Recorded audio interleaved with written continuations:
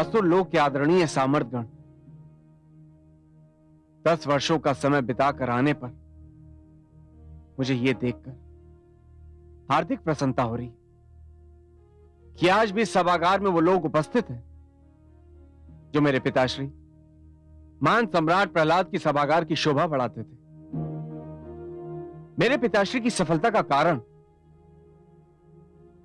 उनका अपना चरित्र, उनकी अपनी निष्ठा, उनका अपना स्वभाव तो था ही, पर आप जैसे महान व्यक्तियों का योगदान भी था।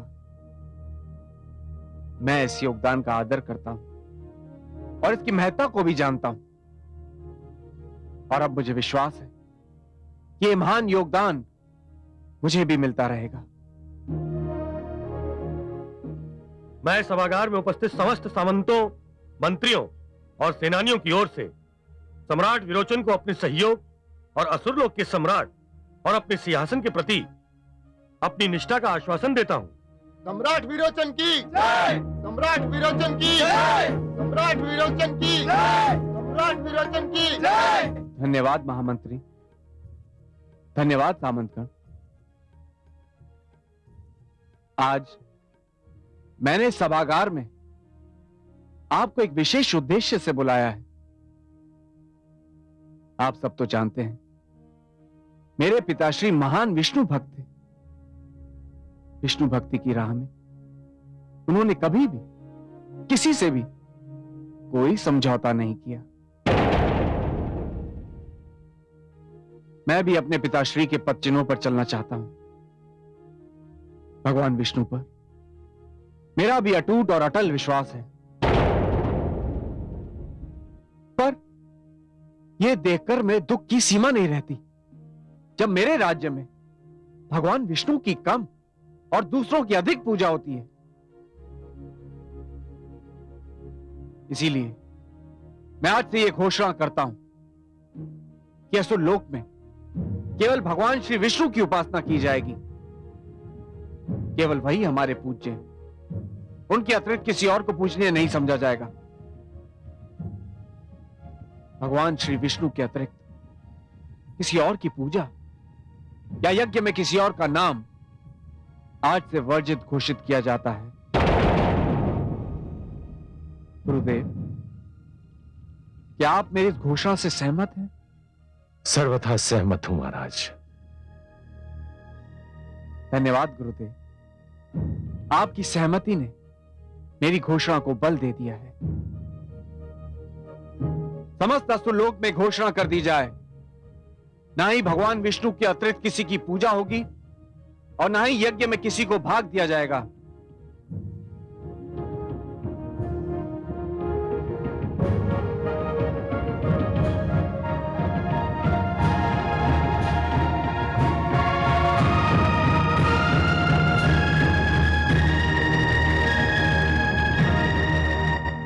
क्या अर्थ है इस घोषणा का वरुण देव? क्या औचित्य है इस आदेश का? क्या सम्राट विरोचन वर्षों से स्थापित शांति के वातावरण को फिर नष्ट करना चाहता है? क्यों बैर दिखा रहा है हमसे? उसके विचार में हम देवता पूजा के अधिकारी नहीं हैं। क्यों नहीं है? समस्त प्राणियों को वायु हम देते हैं, जल हम देते हैं, अग्नि भी हम देते हैं। फिर प्राणी हमारी पूजा क्यों ना करें? क्यों ना दे हमें यज्ञ का भाग? विरोचन को इस लोक परंपरा को रोकने का कोई अधिकार नहीं। विरोचन का विचार है कि यज्ञ का समस्त भाग भगवान श्री विष्णु को मिलना चाहिए। केवल वे ही पूजा के योग्य है। लक्ष्मीपति तो इतने महान हैं कि उन्हें यज्ञ के भाग की आवश्यकता ही नहीं। उन्हें यज्ञ का कोई भाग मिले अथवा न मिले, उनकी महानता में कोई अंतर नहीं आएगा। परंतु हमें तो यज्ञ के भाग की आवश्यकता है। केवल इसी से हमारी महानता सिद्ध होती है। यदि विरोचन ने अपना आदेश नहीं लौटाया तो फिर हमें कुछ करना पड़ेगा। क्या है आपके मन में देवराज? हमें क्या करना पड़ेगा? विरोचन का वध। विरोचन का वध? विरोचन का वध? विरोचन का वध? क्या इतिहास फिर से स्वयं को दोहराने वाला है देवराज? क्या कहना चाहते हैं आप? हमने पहले भी तो प्रहलाद का वध करना चाहा था। वो मेरी भूल थी। मुझे आभास नहीं था कि दुष्ट हिरण्यकश्यप का पुत्र विष्णु भक्त भी हो सकता है। कहीं विष्णु भक्त प्रहलाद के पुत्र विरोचन के विषय में अनुमान लगाने में हमसे फिर से कहीं एक बार भूल न हो जाए। कदापि नहीं। उसने खुल्लम खुल्ला हमें चुनौती दी है, हमें ललकारा है। उसका वध उसकी चुनौती का उत्तर होगा। मुझे खेद है देवराज, विरोचन का वध भी संभव नहीं है। क्यों संभव नहीं? उसकी तपस्या से प्रसन्न होकर मैंने विरोचन को एक रत्न जड़ित मुकुट दे दिया है। जब तक वो मुकुट उसके पास है, कोई उसका वध नहीं कर सकता। मुकुट उसके पास रहता है या नहीं, इसकी चिंता करना भी मेरा कार्य है और इसका उपाय करना भी। आप चाहे हमारे पक्ष में हो या ना हो, परंतु विरोचन का वध करना हमारे लिए नितांत आवश्यक हो गया है। महाराज, महाराज, क्या बात है महारानी? बहुत प्रसन्न लग रही हैं। लगता है कोई शुभ संदेश लेकर आई हैं आप। बहुत शुभ। एक माता के लिए इससे अधिक शुभ संदेश क्या हो सकता है कि उसका पुत्र शिक्षा से परिपूर्ण हो गया।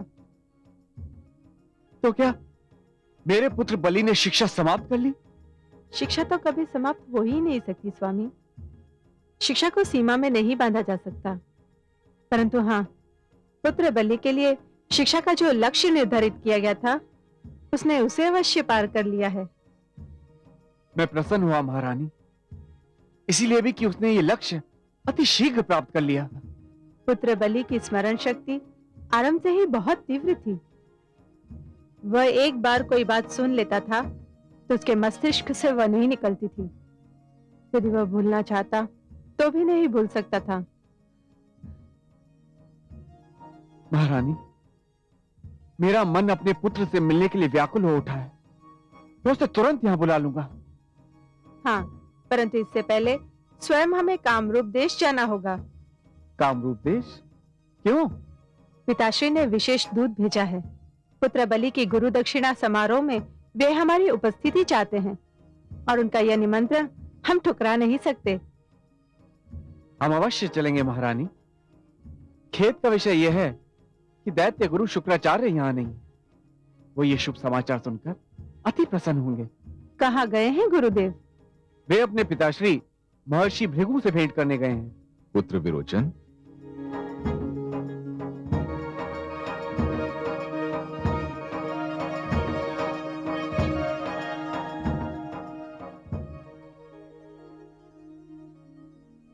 प्रणाम तायाश्री। अखंड सौभाग्यवती भव। प्रणाम तायाश्री। आयुष्मान भव। पुत्र शिक्षा का धर्म भली भांति निभाने पर तुम दोनों को मेरी ओर से बहुत बहुत बधाई हो पुत्र। मैं दूत से मिल चुका हूं और तुम दोनों के साथ जाने के लिए सेना की टुकड़ी तैयार करवा देता हूं। सेना की टुकड़ी? परंतु सेना की क्या आवश्यकता है? तुम दोनों अकेले तो नहीं जाओगे ना पुत्र? तायाश्री, हम अपने पुत्र से मिलने जा रहे हैं, किसी से युद्ध करने नहीं। ये मत भूलो पुत्र कि तुम असुर लोक के सम्राट हो। सम्राट। मेरे पिताश्री भी सम्राट थे, परंतु आप भूल रहे। एक बार भयंकर आंधी और वर्षा में उन्होंने मेरी रक्षा के लिए सेना को भेजने से मना कर दिया था। अपने पुत्र से मिलने जाना मेरी व्यक्तिगत समस्या है और उससे मिलने के लिए महारानी और हम अकेले जाएंगे। क्यों महारानी? मैं तो वही करूंगी जो मेरे स्वामी की इच्छा है।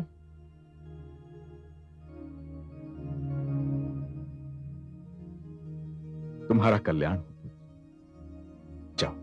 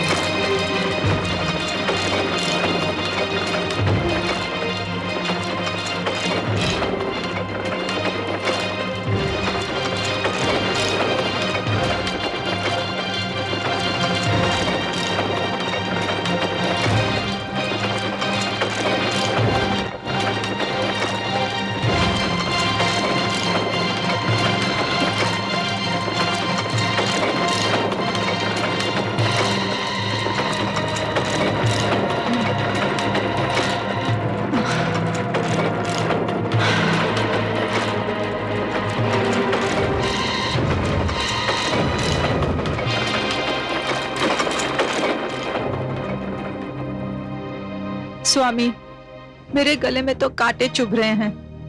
बहुत प्यास लगी है मुझे। गागर में जो जल था वो भी समाप्त हो चुका है और ताप भी बहुत अधिक है आज। सत्य कहती हैं आप। लगता है सूर्य देव ने अपनी सारी किरणों का भंडार आज ही लुटा देने का निश्चय कर लिया है। कहीं कोई कुआं ताल भी दिखाई नहीं दे रहा है।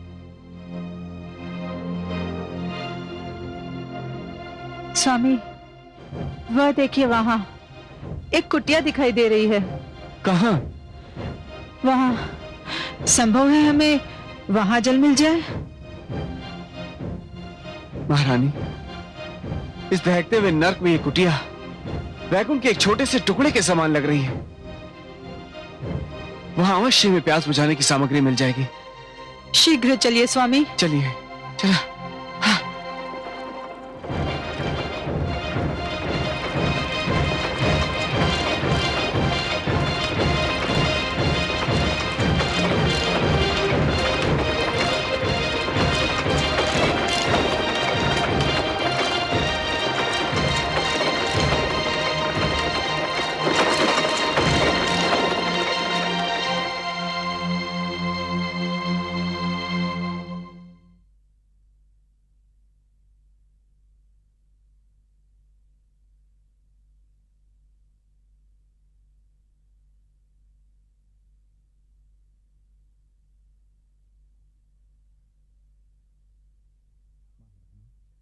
क्या हम भीतर आ सकते हैं?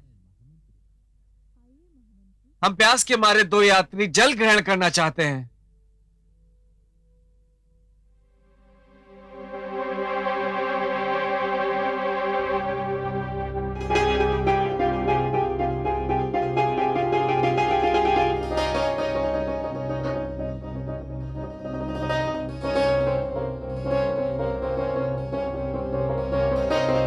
पधारिए यात्रीगण। ऋषि की कुटिया के द्वार तो सबके लिए खुले होते हैं। प्रणाम ऋषिदेव। प्रणाम ऋषिवर।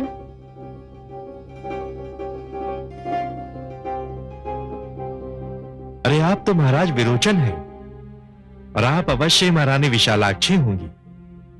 आप दोनों का भूरी भूरी स्वागत है। पधारिए। ऋषिदेव, क्या मैं आपका शुभ नाम जान सकता हूं? ये सब औपचारिकता तो होती ही रहेगी, किंतु मैं देख रहा हूं आप दोनों पसीने में तर हैं, बहुत प्यासे भी। पहले थोड़ा जल ग्रहण कर लें, परिचय भी हो जाएगा। शिष्य,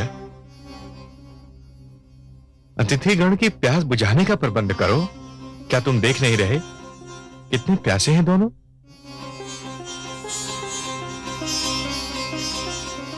पधारिए महाराज, पधारिए महारानी, आइए।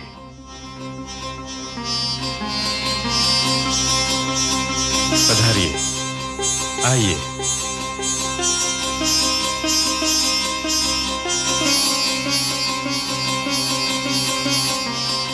कैसी विचित्र विडंबना है। क्या देवी, किस विडंबना की ओर संकेत कर रही हैं आप? कुटिया के बाहर कितना अधिक ताप है, जैसे नर्क के द्वार खुल गए हों। और ये कुटिया कितनी शीतल है, जैसे वैकुंठ का कोई अंश। महारानी, एक ऋषि की कुटिया है। शीतलता यहां न मिले तो फिर संसार में कहीं नहीं मिल सकती। विराजिए महाराज, विराजिए महारानी।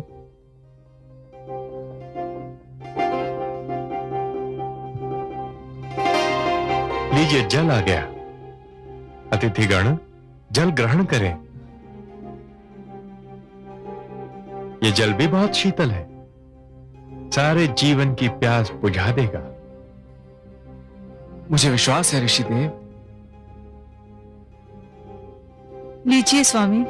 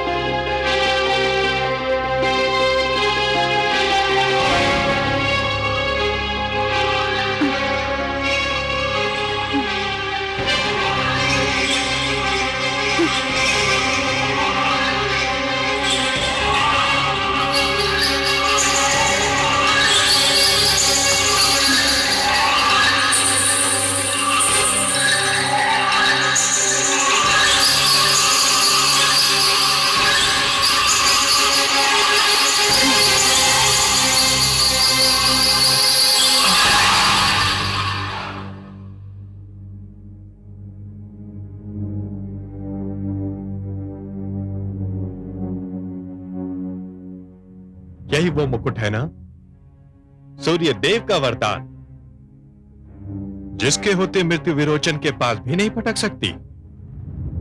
शिष्य मलयकेतु, फेंक दो इसे ले जाकर कुएं की गहराई में। शीघ्र अतिशीघ्र हमारे आदेश का पालन हो। जाओ। जो आगे देवराज।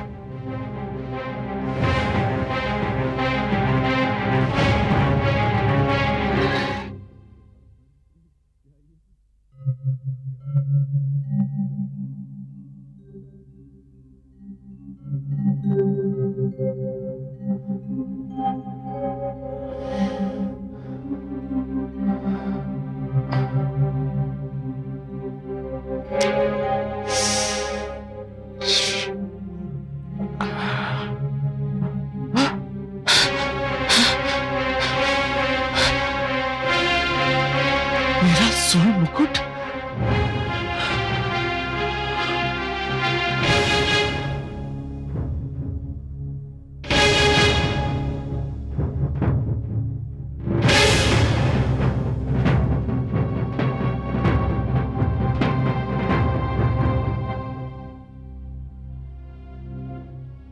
इंद्रदेव, आप?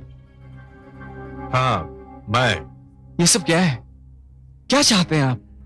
कुछ अधिक नहीं, मैं केवल यह चाहता हूं कि तुम अपना वो निर्णय लौटा लो जिसके अंतर्गत तुमने अपने राज्य में विष्णु के अतिरिक्त शेष सभी देवताओं का पूजन बंद करवा दिया है।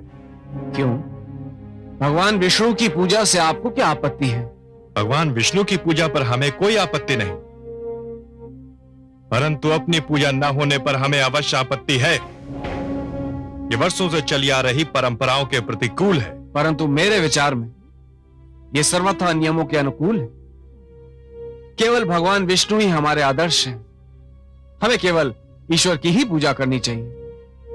कोई व्यक्ति हमारा आदर्श नहीं हो सकता। मूढ़मती, हम व्यक्ति नहीं हैं, हम देवता हैं। देवता। मैं जानता हूं कि आप देवता हैं, पर क्या मैं जान सकता हूं कि देवता होकर आपने इतना गिरा हुआ कार्य क्यों किया? क्या गिरा हुआ कार्य किया है मैंने? ऋषि का वेश धारण करके प्यासे यात्रियों को ठगना क्या देवताओं को शोभा देता है? यह नीति है। यदि नीति के नाम पर देवता भी छल करने लग पड़े तो मानवों, दैत्यों और देवताओं में अंतर ही क्या रह जाएगा? विवाद में समय नष्ट मत करो सम्राट विरोचन। तुम अपना निर्णय वापस लेते हो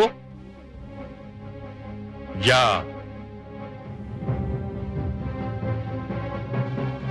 ये मत समझिएगा देवराज इंद्र कि सूर्य देव का मुकुट छिन जाने से मैं निशस्त्र हो गया। मुझे शस्त्र विद्या भी आती है, परंतु इस समय मैं अपने पुत्र के गुरु दक्षिणा समारोह में सम्मिलित होने के लिए जा रहा हूं। मुझे लौट कर आने दीजिए, फिर यह निर्णय भी हो जाएगा कि मुझे अपना आदेश लौटाना है या नहीं। ये क्यों नहीं कहते कि मुकुट छिन जाने से भयभीत हो? यदि वीर हो तो उठाओ शस्त्र।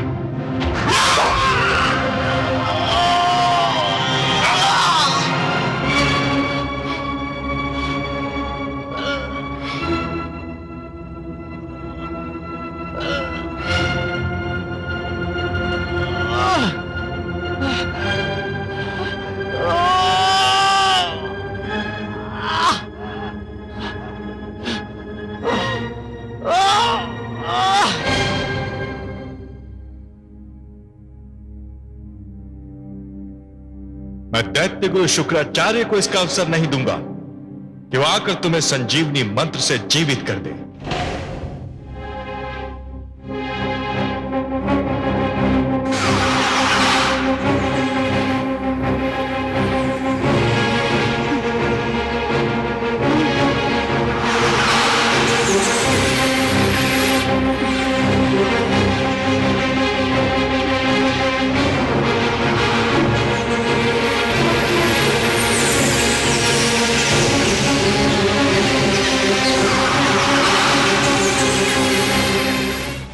देवराजेंद्र, तू एक देवता नहीं, बधिक है, हत्यारा है तू, एक कायर हत्यारा जो वेश बदलकर धोखे से निर्दोषों की हत्या करता है।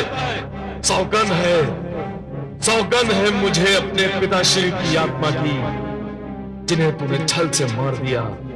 जब तक मैं तेरे अभिमान को विध्वंस न कर दूं, जब तक तुझे तेरे सिंहासन से उतारकर मिट्टी में न मिला दूं, तब तक स्वयं पर अन्न जल निंदा वर्जित रखूंगा।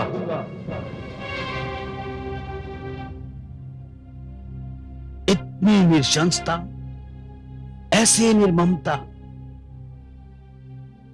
धिक्कार है इन देवताओं पर, धिक्कार है। गुरुदेव, मुझे आपको गुरु दक्षिणा देनी है। मैं दूंगा गुरुदेव, अवश्य दूंगा। आप जो मांगेंगे वही दूंगा। परंतु हत्यारे इंद्र से अपने पिताश्री के वध का प्रतिशोध लेने के उपरांत मैं समझता हूं शिष्य, इस समय तुम्हारे मन पर जो बीत रही है, मैं उसे भली भांति समझ रहा हूं। तुम गुरु दक्षिणा की चिंता छोड़ दो। मुझे स्वयं तुम्हारे पिता विरोचन की हत्या, ऐसी निर्मम हत्या का समाचार सुनकर बड़ा धक्का पहुंचा है। मैं सोच भी नहीं सकता था कि देवता इतने हृदयहीन होंगे, कि किसी को भी मारकर जलाकर राख भी कर देंगे। गुरुदेव, मुझे तब तक चैन नहीं आएगा जब तक मैं समस्त देवलोक को जलाकर भस्म न कर दूं। गुरुदेव, कृपया करके मुझे देवलोक जाने की अनुमति दीजिए। तुम देवलोक जा रहे हो अकेले? हाँ गुरुदेव, मैं अकेला ही देवलोक जाऊंगा। नहीं, हम सब तुम्हारे साथ चलेंगे। नहीं गुरुदेव, मेरे पिताश्री की हत्या हुई है और उसका प्रतिशोध लेना मेरी व्यक्तिगत समस्या है। मैं देवताओं की भांति कायर नहीं हूं, मैं उन्हें ललकार कर मारूंगा। गुरुदेव, आप कृपया करके मुझे अनुमति दीजिए। विजयी भव।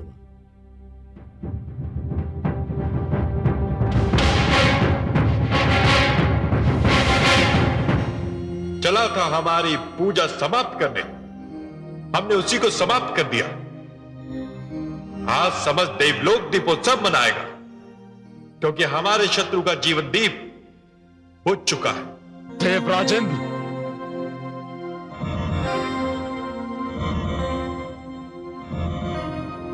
एक जीवन दीप तो तुमने अवश्य ही बुझा दिया, किंतु उस ज्वाला को तुम कदापि ना बुझा पाओगे जो प्रतिशोध की सौगंध से मेरे मन में भड़क उठी है।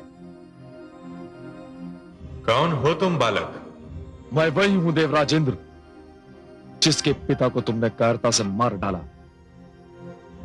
मैं वही हूं जिसके पितामह प्रहलाद ने तुम देवताओं को कारागार से छुटकारा दिलाया था, और उसका उत्तर तुमने यूं दिया कि उसके निर्दोष पुत्र अर्थात मेरे पिताश्री को जलाकर राख कर दिया।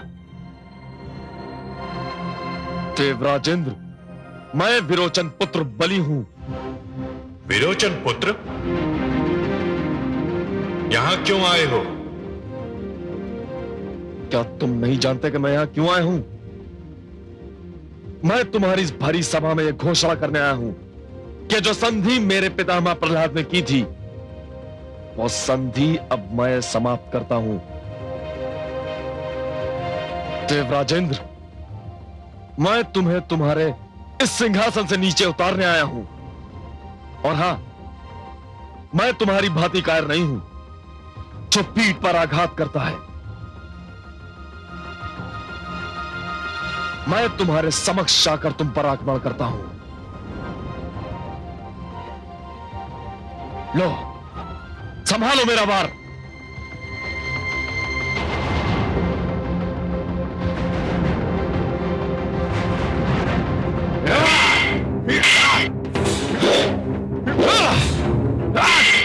बलि!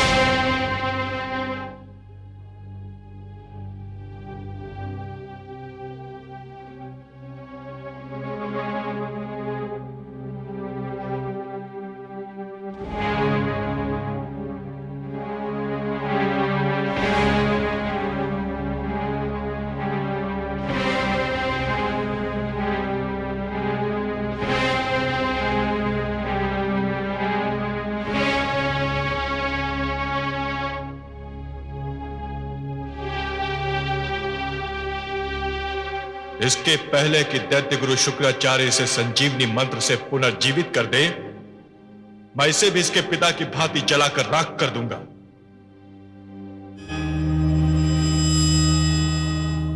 रुक जाइए देवराज इंद्र,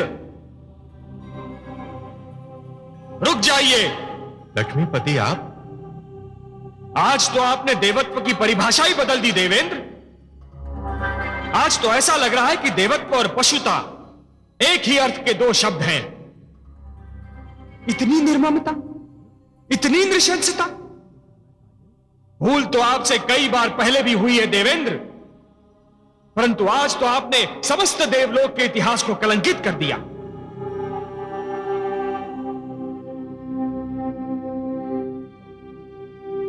आपकी इस क्रिया ने देवत्व का सिर झुका दिया है देवेंद्र। यह क्रिया नहीं है सर्वेश्वर, प्रतिक्रिया है। दुष्ट विरोचन ने जो किया, हमने उसी का प्रत्युत्तर दिया है। और क्या किया दुष्ट विरोचन ने? उस अधम ने तो हमारी पूजा बंद करवा दी थी। आप तो देवता हैं, आपको तो यह ज्ञात होना चाहिए देवराजेंद्र कि पूजा किसी के प्रति स्नेह और श्रद्धा की ऐसी भावना है जो यदि मन में जन्म ले तो कोई उसे दबा नहीं सकता, परंतु यदि मन में जन्म ना ले तो कोई उसे उत्पन्न भी नहीं कर सकता। परंतु हे पद्मनाभ, हमारी पूजा तो न जाने कब से निरंतर होती चली आ रही है। यज्ञ में समिधा डालते हुए नाम लेने को आप पूजा कहते हैं देवराजेंद्र? चरणों में फूल चढ़ाने को आप पूजा कहते हैं देवराजेंद्र? हाथ जोड़कर शीश नवाने को आप पूजा मानते हैं? नहीं देवेंद्र, यह पूजा नहीं है। पूजा तो दिखावा ना करने का दूसरा नाम है। अच्छे विचार हैं पूजा, अच्छे कर्म है पूजा, दूसरों की सेवा और परोपकार का दूसरा नाम है पूजा। केवल अपने लिए नहीं, अपने चहु ओर बसे हुए संसार के लिए जीना, यह है पूजा। किसी और की पीड़ा में तड़प उठना है पूजा। और मुझे खेद है देवराजेंद्र कि आप पूजा, पूज्य और पुजारी के अर्थ को ही भुला बैठे। और इसीलिए है देवराजेंद्र, जिस प्रकार अपने मार्ग में चट्टान को खड़ा पाकर नदी की धारा अपनी दिशा को बदल लेती है, उसी प्रकार आपके इस अहंकार को देखकर मैं भी आपसे अपना मुख मोड़ रहा हूं। हे सर्वेश्वर, ऐसा मत कहिए। आप में रहे तो हम मानव से भी अधिक शक्तिहीन हो जाएंगे।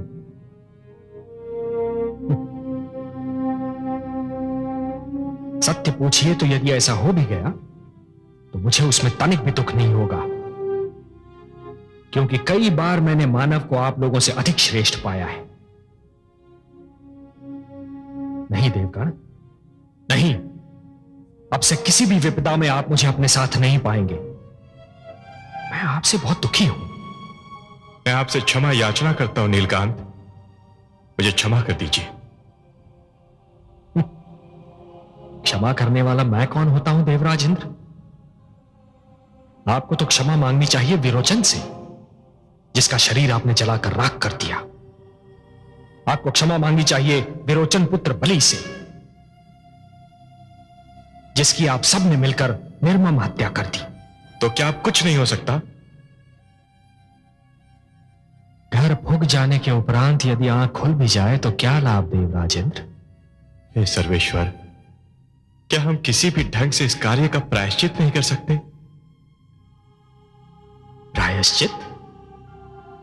प्रायश्चित कैसे करेंगे आप देवराज?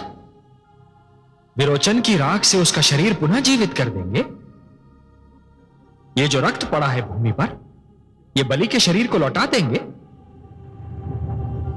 आप लोगों ने प्रायश्चित के लिए तो कोई स्थान शेष ही नहीं छोड़ा। मैं बहुत लज्जित हूं लक्ष्मीपति। आपकी लज्जा किसी काम की नहीं देवराजेंद्र। आपके माथे का पसीना बलि की रगों में दौड़ता हुआ रक्त पुनः नहीं बन सकता।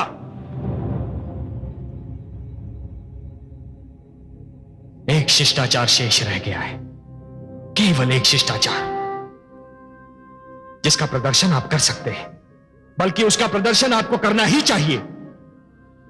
यद्यपि उससे आपके अपराध का भार कम नहीं होगा।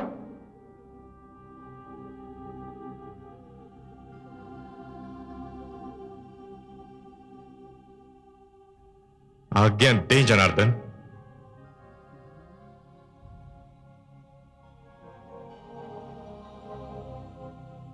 बलि के पार्थिव शरीर को वहां पहुंचा दो जहां उसकी दुखियारी माता बिलख रही है, जहां उसके गुरु शुक्राचार्य शोकाकुल खड़े हैं, जहां उसके ताया श्री आह्लाद अश्रु पीने का असफल प्रयास कर रहे हैं।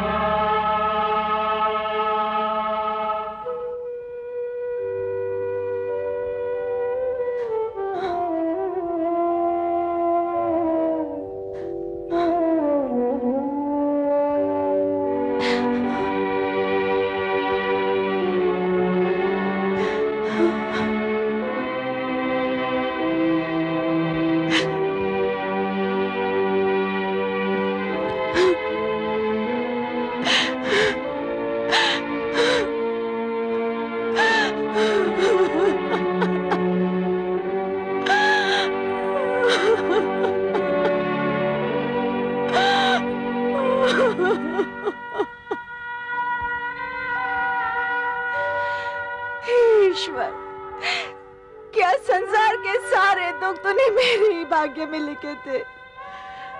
इतना दुख मैं कैसे सहन करूं, कैसे? ये दिन दिखाने से पहले ही तूने मुझे क्यों नहीं उठा लिया? क्यों नहीं उठा लिया?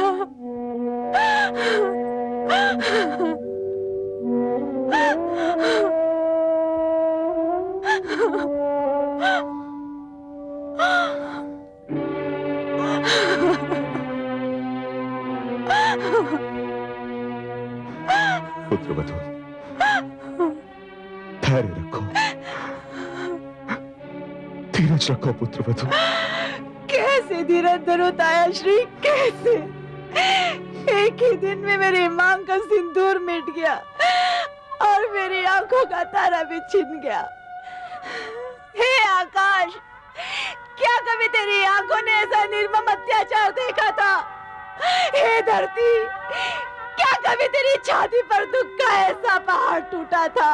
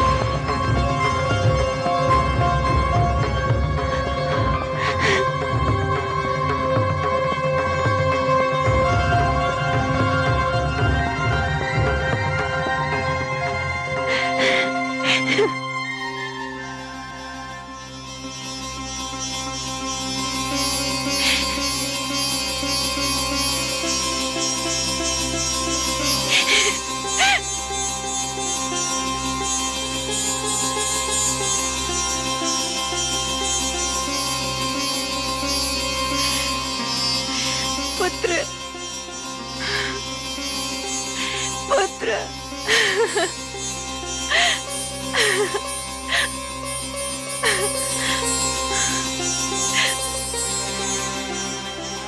प्रणाम गुरुदेव। गुरुदेव, ये जीवन आप ही का है, आप मुझसे जो चाहे मांग लीजिए। मेरा ये जीवन भी। ये जीवन मांगना होता तो मैं तुम्हें देता ही क्यों? ये जीवन मैंने तुम्हें इसलिए दिया है कि मैं तुमसे कुछ और मांग सकूं। आदेश दीजिए गुरुदेव, आप मुझसे क्या चाहते हैं? देना ही चाहते हो तो देवराज इंद्र का मुकुट लाकर मेरे चरणों में धर दो।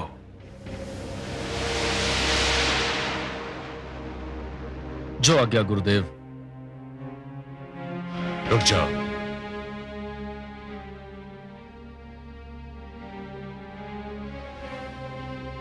पहले मैं तुम्हें इतना शक्तिशाली बना दूं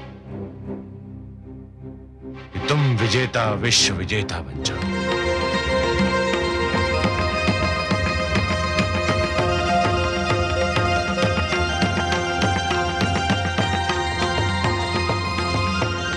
परंपरा है कि सिंहासनारूढ़ होते ही सम्राट कोई वक्तव्य देता है जो उसकी नीति की घोषणा के समान होता है। तुम भी अपनी नीति की घोषणा करो शिष्य। घोषणा नहीं गुरुदेव, महाराज प्रहलाद के सिंहासन पर बैठकर महाराज विरोचन का मुकुट सिर पर धारण करके मैं घोषणा नहीं गर्जना करता हूं। मैं विरोचन पुत्र बलि देवताओं के विरुद्ध निरंतर युद्ध की घोषणा करता हूं। यह मेरी प्रथम और अंतिम नीति होगी।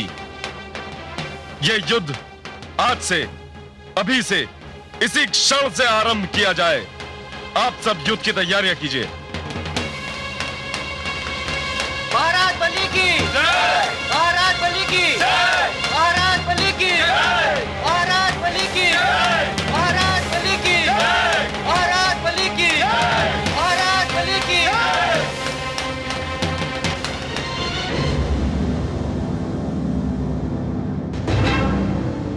आक्रमण!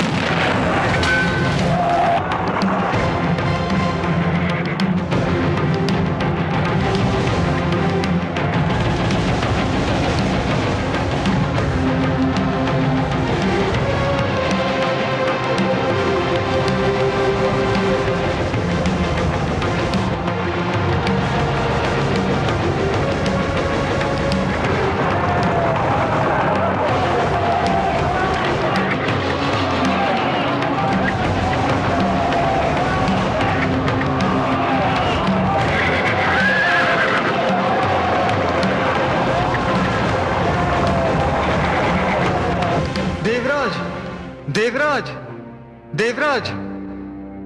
आओ मलय केतु। देवसेना हार रही है, यही समाचार लाए हो ना? जी हाँ देवराज। और बलि हमारी ओर बढ़ रहा है। वह हमारी सभा में आ रहा है। क्यों? जी हाँ देवराज, यह घटना किसी भी क्षण घट सकती है। बलि यहाँ आना ही चाहता है। आने दो उसे। एक बार पहले भी तो आया था यहाँ। क्या हुआ था? मारा गया था ना? किंतु देवराज, कुछ नहीं, फिर मारा जाएगा, और इस बार मैं उसे मारते ही जलाकर राख भी कर दूंगा। दैत्य गुरु शुक्राचार्य को उसे पुनर्जीवन प्रदान करने का अवसर ही नहीं दूंगा मैं।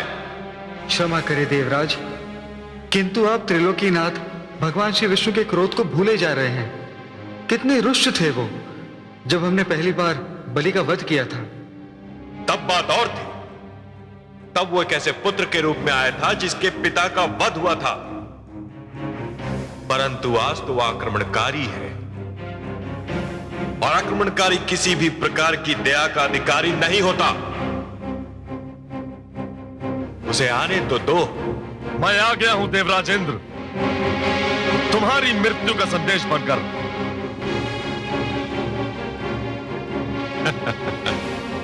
मृत्यु का संदेश? तुम कुछ भूल रहे हो दुस्साहसी बालक। मैं कुछ नहीं भूला हूं इंद्र। मैं जानता हूं कि तुम देवगण अमृतपान कर चुके हो, अमर हो चुके हो, मर नहीं सकते हो, यही कहना चाहते हो ना तुम? जानते हो तो ऐसी मूर्खता की बातें क्यों कर रहे हो? जो अमर हैं, जो मर नहीं सकते, उनकी मृत्यु का संदेश कौन बन सकता है? जानता हूं देवराज इंद्र, भली भांति जानता हूं कि ना तुम मर सकते हो और ना ही कोई तुम्हें मार सकता है, परंतु कायरों के कायर इंद्र, मैं तुम्हें और तुम्हारे इन दासों को, जिन्हें सब चाव से देवता कहते हैं, जानते हो कहां पहुंचाऊंगा? हाँ हाँ बताओ, बताओ ना, कहां पहुंचा सकते हो तुम?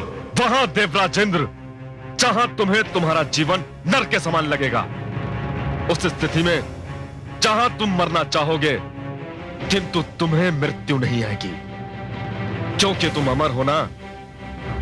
देवराज इंद्र, तुम ये सोच सोच कर पछताओगे कि तुमने अमृतपान क्यों किया। रुक जाओ बलि, सावधान, सावधान इंद्र।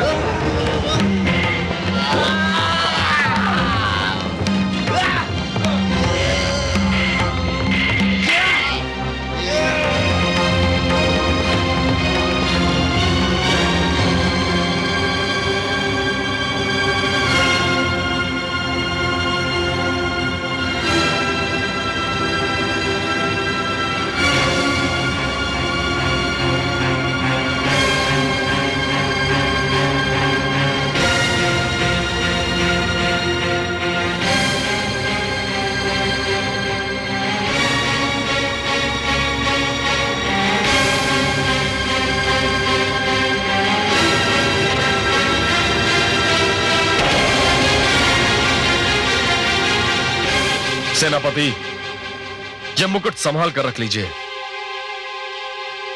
और समस्त देवताओं के मुकुट भी बटोर लिए जाएं। जो आज्ञा सम्राट।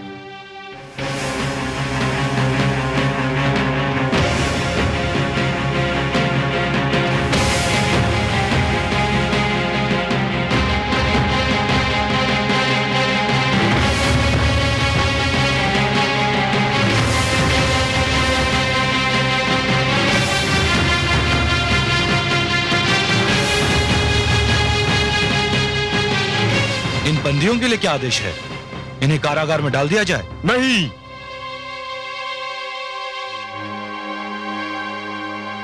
यह दंड इनके लिए बहुत साधारण होगा, और वैसे भी ये दंड पहले भोग चुके हैं और अभ्यस्त हो चुके हैं। तो फिर इनके लिए क्या आदेश है? इन्हें देवलोक से निकालकर भटकने के लिए छोड़ दिया जाए। अब ये देवलोक में नहीं रहेंगे, और पाताल लोक में यूं भी इनके लिए कोई स्थान नहीं है। परंतु सम्राट, मानव लोक में तो वहां भी एक घोषणा कर दो कि देवराज इंद्र के समस्त साथी हमारे शत्रु हैं, और जो भी हमारे शत्रुओं को आश्रय देगा वो बिना कुछ कहे हमसे अपनी शत्रुता की घोषणा करेगा। हमारे हृदय में अपने शत्रुओं के लिए कोई स्थान नहीं है, और ना ही हमारे मन में उनके लिए कभी करुणा जागेगी। और यह भी घोषणा कर दो कि मैं अपने शत्रु के मित्र को भी अपना शत्रु ही मानूंगा, भले ही वो कोई भी हो, कहीं भी हो। ले जाओ इन्हें।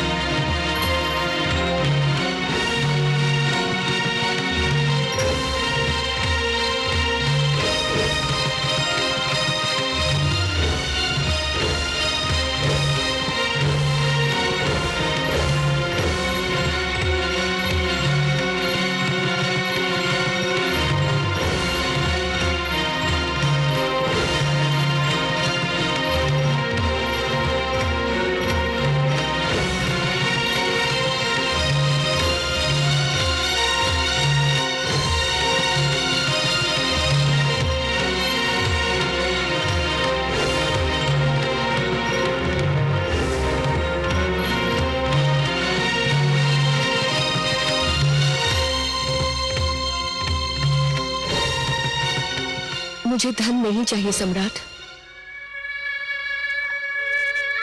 प्रणाम देवी।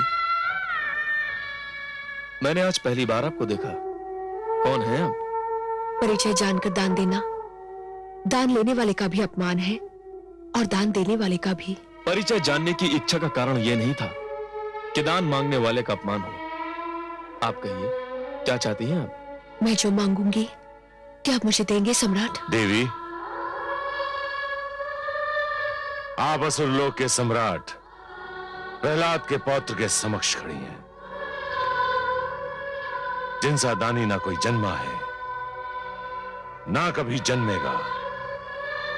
देवी, ये मेरे गुरुदेव का स्नेह है जो ये ऐसा कह रहे हैं, परंतु यदि मेरे वश में होता तो मैं संसार का सारा धन निर्धन और धनहीन लोगों में बांट देता।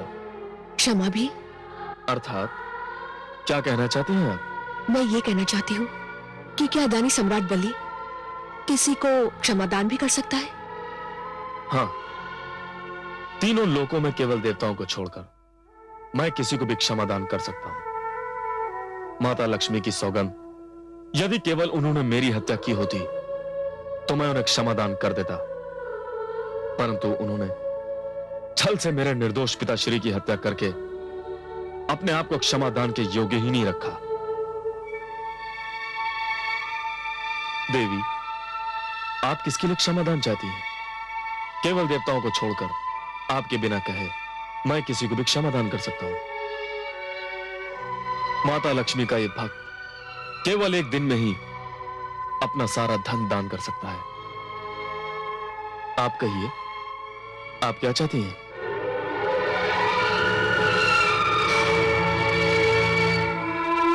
मुझे खेद है, आप निराश होकर जा रही हैं देव माता। क्या कहा? देव माता? देव माता? मुझे क्षमा कर दीजिएगा देव माता, मैंने आपको निराश किया, किंतु आप मुझसे आशीर्वाद लेने का अधिकार मत छीनिएगा देव माता।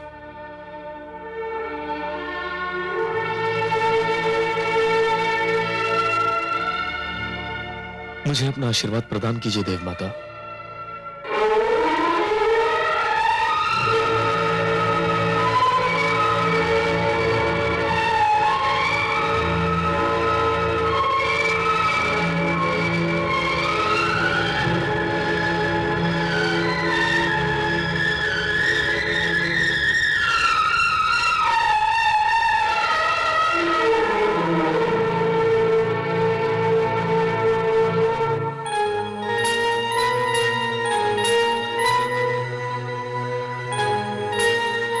हे माता, हे महादेवी, आप निर्धन को भी मुस्कुराकर देख लें तो वो धनवान हो जाए, और धनवान से रुष्ट हो जाए तो एक क्षण में कंगाल हो जाए। आप जिस चौखट पर पग धरें वो स्वर्ण की हो जाए, और आप जिस घर को छोड़ दें वो नर्क समान हो जाए। तीनों लोक में ऐसा कौन है जो आपकी कृपा दृष्टि नहीं चाहता? आप जीवन की सबसे महान आवश्यकता है, आप जीने का महानतम साधन है। संसार की सारी हलचल, सारी चहल पहल आपके बल पर है। आप प्रसन्नता का आधार है माते। मुझ पर सदैव अपनी कृपा बनाए रखिए, मुझ पर सदा अपनी कृपा दृष्टि रखिए। आपकी कृपा के बिना मैं कुछ भी नहीं हूं माते। मेरा यश कुछ नहीं, मेरा मान सम्मान कुछ नहीं। सिद्ध बुद्धि प्रदे देवी, भुक्ति मुक्ति प्रदायिनी, मंत्रपूते सदा देवी, महालक्ष्मी नमोस्तुते।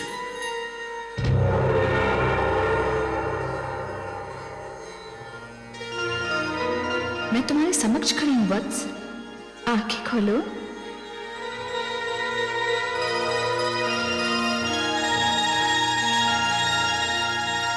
माता, आप?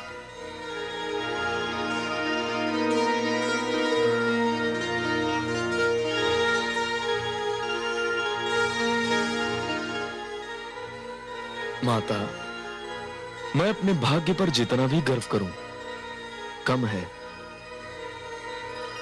मेरे ये नेत्र इस योग्य नहीं कि आपके दर्शन पाकर तृप्त हो जाएं। मैं दीनहीन केवल आपकी कृपा पर ही आश्रित हूं। मैं धन्य हो गया माते, मैं धन्य हो गया। मैं तुमसे अत्यंत प्रसन्न हूं वत्स, जो मांगना है मांग लो। माता, आपके दर्शन मिल गए, अब और क्या मांगू? इस संसार में इससे बड़ा धन और क्या होगा? तुम्हारी दानी प्रवृत्ति देखकर मैंने ये निर्णय लिया है कि तुम्हें दान करने के लिए नित्यदिन 100 भार स्वर्ण दे दिया करूंगी। आपको कोटि कोटि प्रणाम माता। और कोई इच्छा हो तो कहो पुत्र। इच्छा तो है माता, केवल एक ही इच्छा है। जिस प्रकार आपने यहां आकर मुझे धन्य किया, उसी प्रकार एक दिन भगवान श्री विष्णु भी आए और उन्हें अपने समक्ष पाकर मेरा जीवन सफल हो जाए। ये तो तुम्हारे कर्मों पर निर्भर करता है वत्स। बुलाने वाले में शक्ति हो तो वो उन्हें किसी भी समय किसी भी स्थान पर बुला सकता है। एक नन्हे बालक ध्रुव ने उन्हें भोलेपन से पुकारा तो वो उसके पास भी चले गए। तुम्हारे दादा श्री प्रहलाद ने उन्हें मन से स्मरण किया तो मेरे नारायण ने उन्हें भी निराश नहीं किया। जानता हूं माता, विश्वास कीजिए, उन्हें मेरे पास भी आना ही होगा।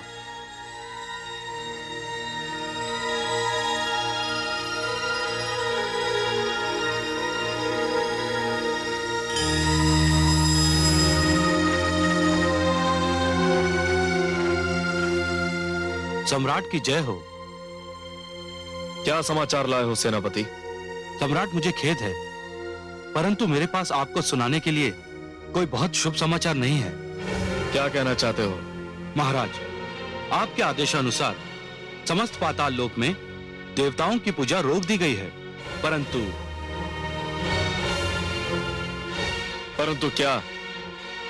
महाराज, मानव लोक में अब भी देवताओं की पूजा हो रही है, बल्कि उसमें कुछ वृद्धि ही दिखाई दे रही है। क्या मानव लोक में हमारी घोषणा की गूंज नहीं पहुंची कि जो भी देवताओं की पूजा करेगा वो हमारे क्रोध को निमंत्रण देगा? पुत्र, तुम पाताल लोक के सम्राट हो। मानव लोक तुम्हारी सत्ता के घेरे से बाहर है। तो इसका अर्थ यह हुआ कि मुझे मानव लोक को भी अपनी सत्ता के घेरे में लाना होगा। इसके लिए तुम्हें मानव लोक पर चढ़ाई करनी होगी। तो मैं करूंगा, अवश्य करूंगा। मैं मानव लोक में देवताओं की पूजा रुकवा कर ही दम लूंगा। बहुत शुभ विचार है पुत्र, बहुत शुभ विचार। यदि तुमने पृथ्वी लोक पर भी विजय पा ली तो देवताओं को सिर छुपाने के लिए कोई स्थान नहीं मिलेगा। ऐसा ही होगा गुरुदेव। जहां भी देवताओं की पूजा होगी मैं वहां जाकर उनसे युद्ध करूंगा और उसे जीत लूंगा। सेनापति। जी महाराज। हमारी सेनाओं को युद्ध की तैयारी करने का आदेश दे दिया जाए। जो आज्ञा महाराज। कि कहीं कोई असाधारण घटना तो नहीं घटी? मेरा पौत्र बलि कैसा है? तुम्हारा पौत्र बलि तो सकुशल है, परंतु उसके कारण दूसरों की कुशलता संकट में पड़ सकती है। देवर्षि, आपने ये कहकर मेरी व्याकुलता को बढ़ा दिया है।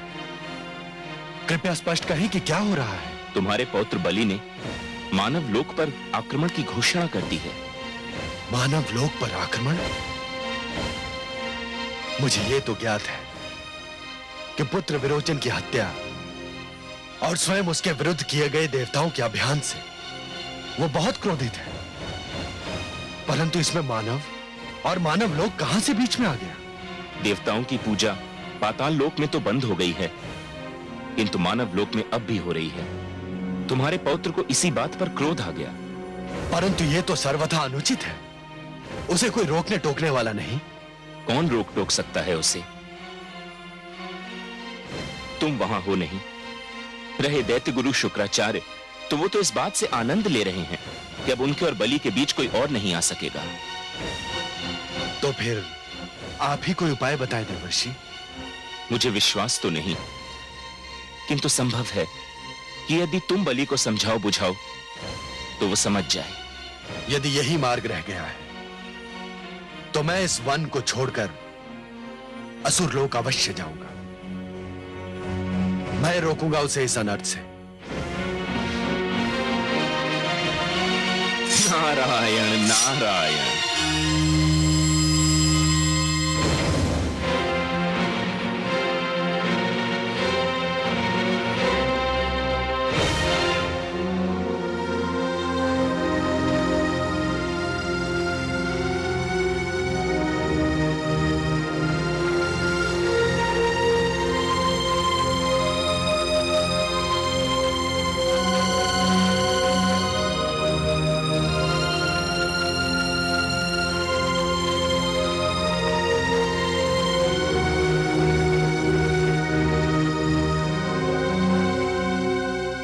सम्राट बलि की जय हो।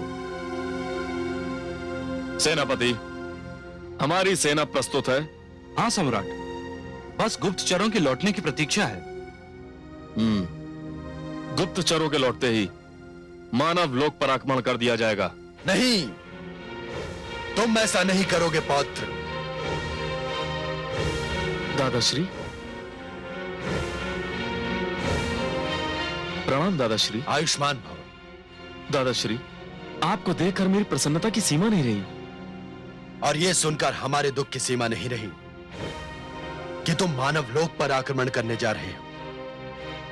क्यों दादाश्री? सुनो पौत्र, मानव और मानव लोक से हमारा कोई विवाद नहीं।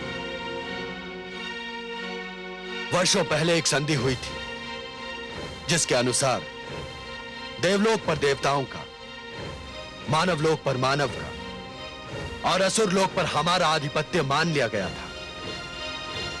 परंतु दादाश्री, पिताश्री और मेरी हत्या के उपरांत देवताओं ने उस संधि की धज्जियां उड़ा दी और तुमने देवलोक पर विजय पताका फहराकर उसका उत्तर दे दिया।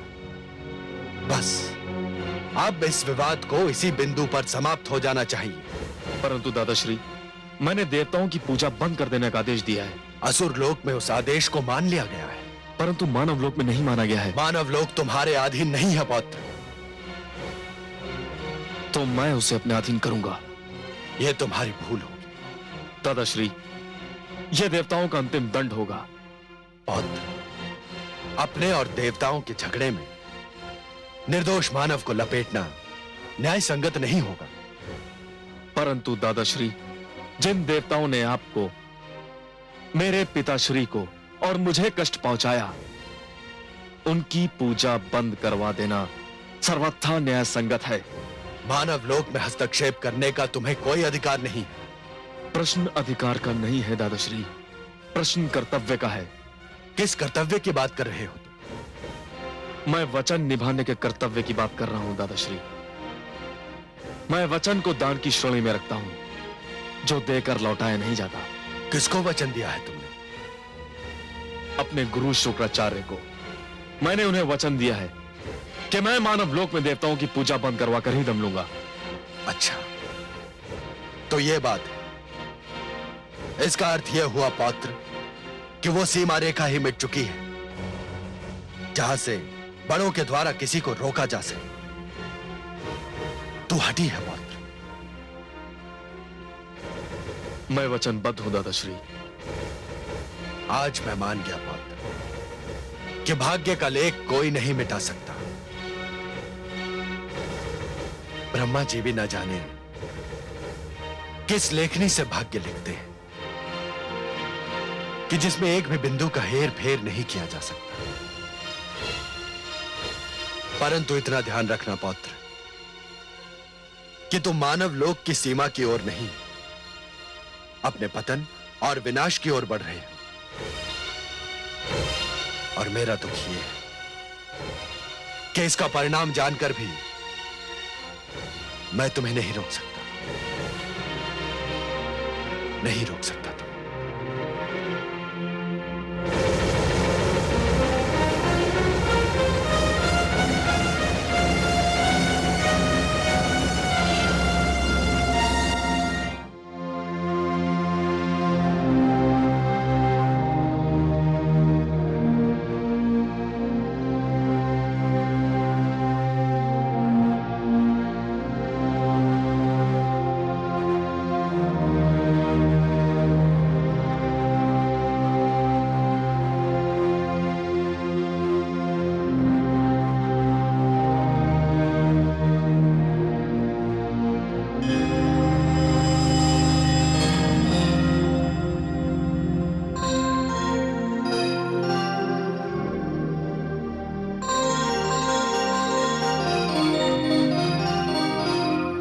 माते।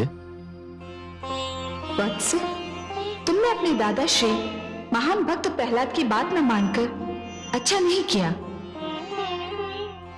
मैं मानना चाहता था माते, परंतु दादाश्री ने आने में देर कर दी।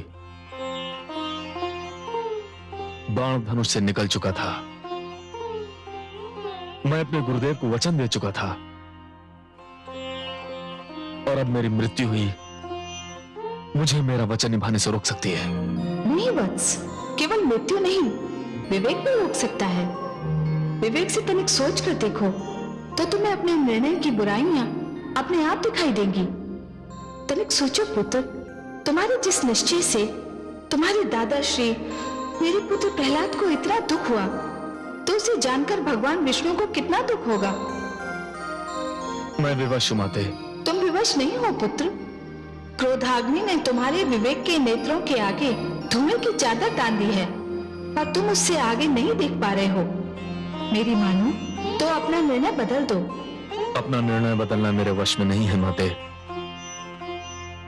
संभवतः ये निर्णय मेरे भाग्य का लेख बन गया है। प्राणी भूल स्वयं करते हैं और दोष भाग्य को देते हैं। ये निर्णय पूर्णतया तुम्हारा था, तुमने स्वयं लिया था। निर्णय ले लिया, वचन दे दिया, अब मैं कुछ नहीं कर सकता माते। कर सकते हो, एक कार्य तुम अब भी कर सकते हो। क्या माते? अपने निर्णय और अपनी माता में से किसी एक को चुन लो। माते? हाँ वत्स, और ये निर्णय भी तुम्हें आज ही लेना होगा कि तुम्हें अपने निर्णय से अधिक प्यार है या मुझसे।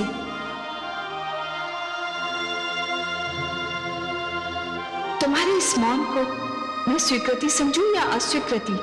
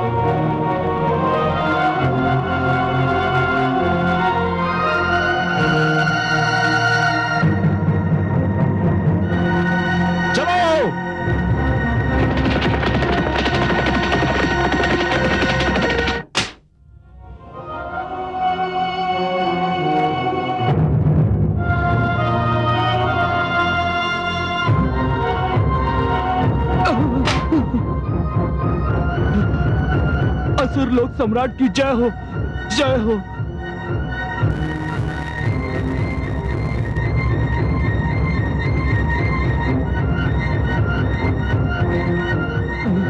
कहाँ छिपाया तूने कायर देवताओं को? महाराज, वे तो ये सुनते ही यहाँ से चले गए कि आप इधर पधार रहे हैं। तो इसका अर्थ ये है कि वो यहीं थे? हाँ महाराज। तो क्या तूने उन्हें शरण दी थी? ये भी सत्य है महाराज। क्यों दी शरण? क्या तूने मेरी घोषणा नहीं सुनी थी कि जो भी देवताओं को शरण देगा वो मेरा शत्रु होगा? मुझसे भूल हो गई महाराज, मुझसे भूल हो गई। इस भूल का दंड तुझे मिलेगा, अवश्य मिलेगा।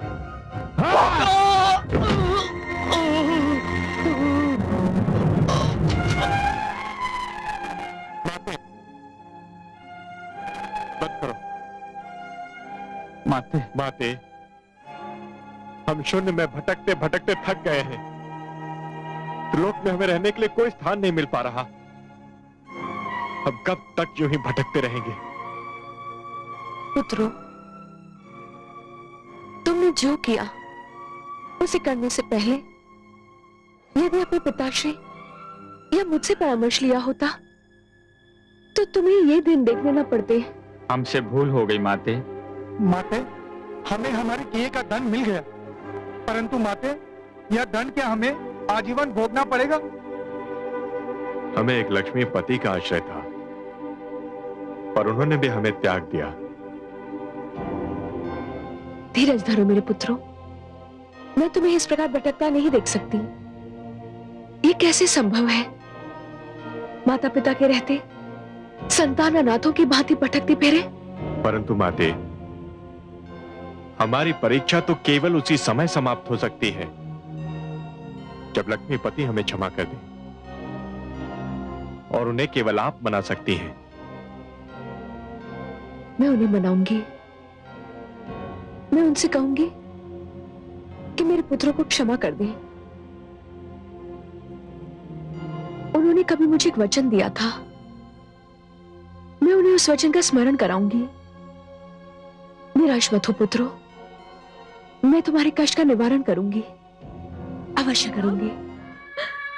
हे महादेवी, हे नारायण, हे त्रिलोकीनाथ।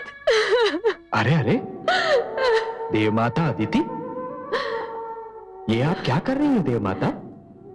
अब त्रिलोक में मेरे लिए आपके चरणों के अतिरिक्त कोई स्थान नहीं रह गया है। ये मेरा अंतिम आश्रय है, मुझे अपने चरणों में पड़ा रहने दीजिए। नहीं देवमाता, नारी और माता का स्थान मेरे चरणों में नहीं, मेरे मन में है, मेरे शीश पर है।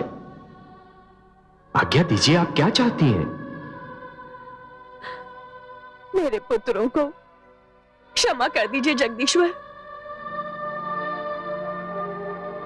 देवमाता अदिति, आपके पुत्रों ने मेरे विरुद्ध तो कोई अपराध किया नहीं है जिसे मैं क्षमा कर दूं।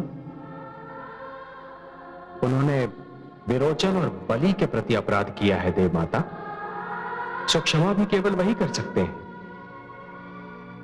हाँ, मुझे उन पर रोष अवश्य है और इसीलिए मैंने अपना नाता उनसे तोड़ लिया है।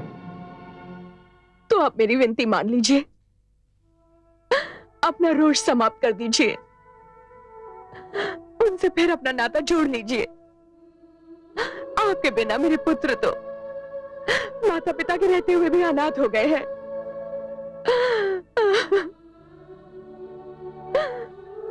हे महादेवी, आप तो माता है, नारी है, आपसे तो मेरे मन की दशा छिपी नहीं। आप त्रिलोकीनाथ से कहिए कि मेरे पुत्रों को क्षमा कर दें। हे कमल नयन, आप तो स्वयं जानते हैं कि मेरे मन में कितना रोष और दुख है, परंतु मैं एक माता हूं और मुझसे किसी माता के अश्रु देखे नहीं जाते। चाहे जो भी हो, देवतागण हमारा अंश है, हम स्वयं को उनसे दूर तो कर सकते हैं परंतु अलग नहीं हो सकते। और स्वामी, आपके चरणों में आने वाला यूं भी निराश नहीं लौटता। आप देव माता अदिति को निराश मत कीजिए।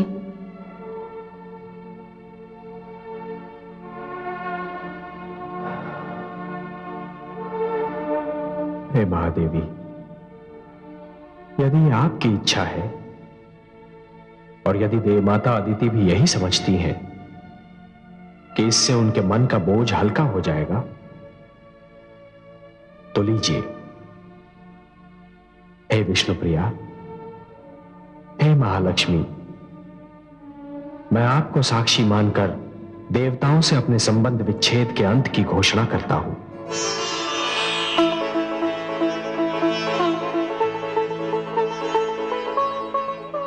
अब तो आप प्रसन्न हैं माता, इसीलिए आप विष्णुलोक आई थी ना? नहीं त्रिलोकीनाथ, ये तो मेरे आने का केवल एक और वो भी छोटा सा कारण था। बड़ा और मुख्य कारण मैंने अभी बताया नहीं।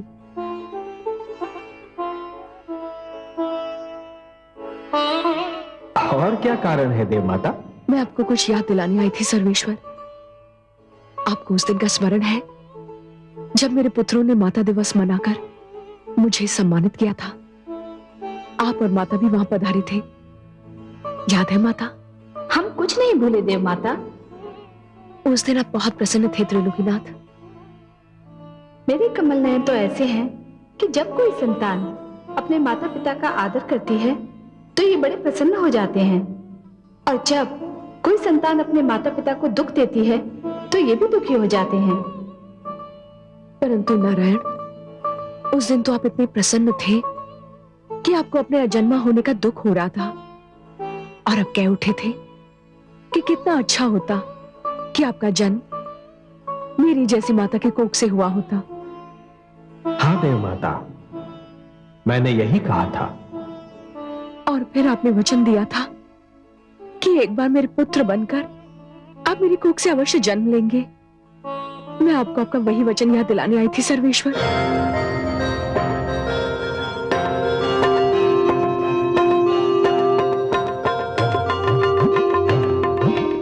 उचित समय पर मैं अपने वचन की पूर्ति अवश्य करूंगा देव माता अदिति। समय आ चुका है पद्मनाभ। पुत्र का जन्म उसकी अपनी इच्छा का फल नहीं, माता पिता की इच्छा और सपनों का फल होता है। मेरी इस इच्छा का एक और भी कारण है। वो क्या? मेरी इच्छा है कि आप मेरे पुत्र बनकर जन्म लें और बलि का वध करें। बलि का वध? हाँ, क्योंकि उसके वध के बिना मेरे पुत्र का उद्धार संभव नहीं। देव माता, बलि ने देवताओं को केवल निष्कासित किया है, उनका वध नहीं किया। और जब उसने किसी का वध नहीं किया तो उसका वध कैसे किया जा सकता है? आप वचनबद्ध है वासुदेव? नहीं देव माता, वचन मैंने केवल आपकी कोख से जन्म लेने का दिया था, सो मैं निभाऊंगा। मैंने बलि का वध करने का वचन आपको कभी नहीं दिया, सो वो कार्य मैं कदापि नहीं कर सकता। देव माता अदिति, यदि इतने महान दानी का वध स्वयं मैं कर दूं, तो देवताओं में और मुझ में अंतर ही क्या रह जाएगा? बलि दानी है, यशस्वी है, प्रजा में लोकप्रिय है, महान है। नहीं देव माता, नहीं, उसके वध की बात तो मैं सोच भी नहीं सकता। तो फिर मेरे पुत्रों का उद्धार कैसे होगा? वो आप मुझ पर छोड़ दीजिए देव माता। बलि ने केवल एक ही भूल की है, मानव लोक पर आक्रमण करने की, जिसका दंड उसे अवश्य मिलेगा। आप जाइए माता, निश्चिंत होकर जाइए। बहुत शीघ्र मैं आपकी कोख से वामन अवतार बनकर जन्म लूंगा। कोटि कोटि धन्यवाद सर्वेश्वर, कोटि कोटि प्रणाम हे माता लक्ष्मी। मैं धन्य हो गई।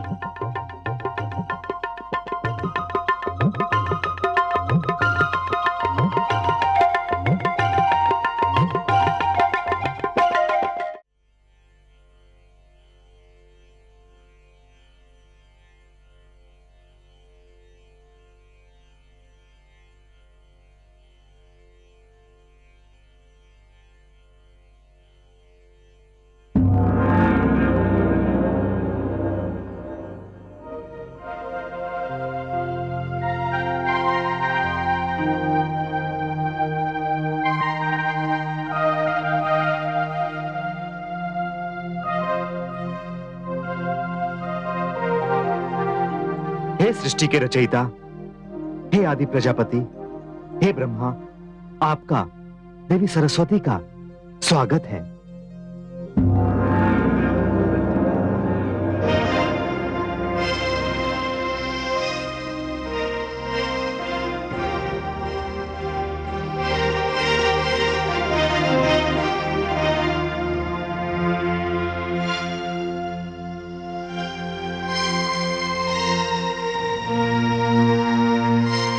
देवाधिदेव, हे नीलकंठ जटाधारी, हे भगवान शिव शंकर, अपने सेवक कश्यप का प्रणाम स्वीकार करें।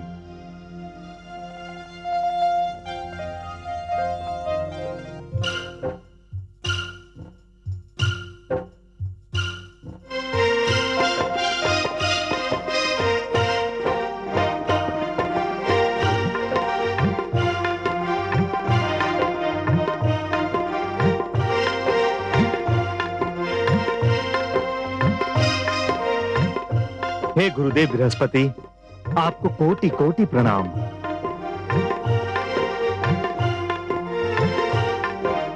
प्रणाम पिताश्री। दीर्घायु भव।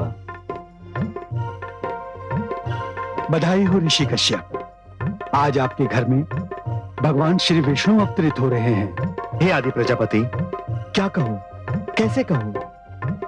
भगवान श्री विष्णु को धन्यवाद देने के लिए मुझे शब्द ही नहीं मिल रहे। मानो संसार के सारे शब्द छिप गए हो। मैं जो कहता हूं उसे मन में दोहराइए। आपका धन्यवाद त्रिलोकीनाथ तक पहुंच जाएगा। हे समग्र कीर्ति के आश्रय भगवान, आपकी जय हो। हे अनंत शक्तियों के अधिष्ठान, आपके चरणों में मेरा प्रणाम है। ब्रह्मण्य देव, हे त्रिगुणों के नियामक, आपके चरणों में मेरा बारंबार प्रणाम है।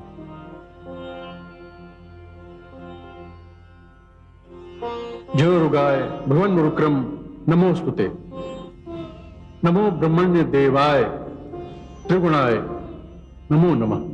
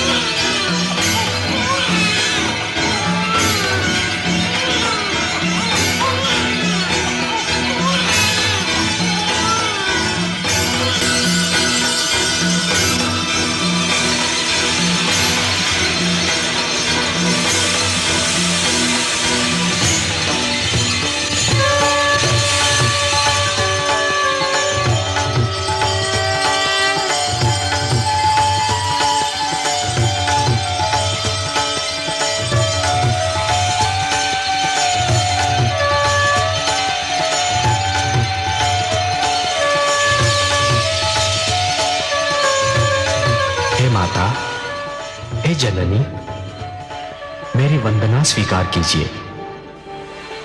मैंने अपना वचन निभाया है माता। मैं आपके पुत्र के रूप में जन्म ले चुका हूं।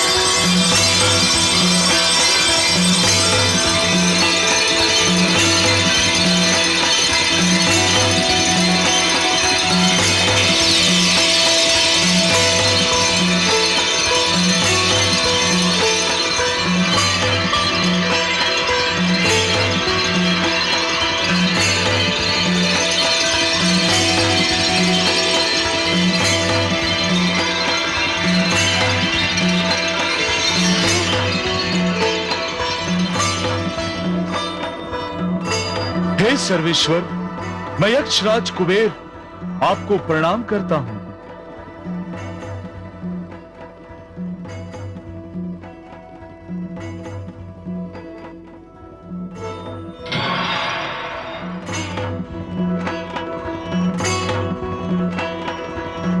मेरी ओर से भिक्षा पात्र स्वीकार कीजिए।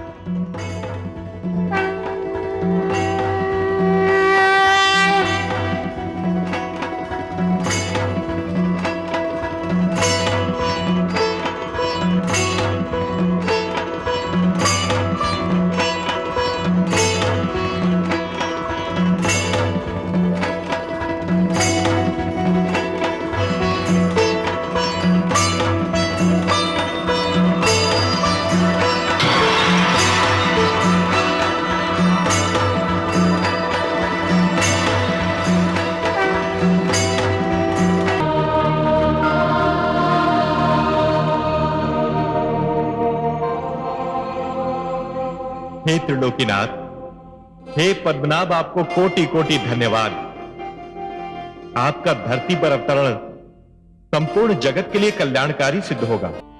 अब मुझे जाने की अनुमति दीजिए माता श्री। जाने की अनुमति? कहाँ जाने की पुत्र? मुझे अपने जन्म का कारण सिद्ध करना है। कैसे अनुमति दूं मेरे प्रिय पुत्र?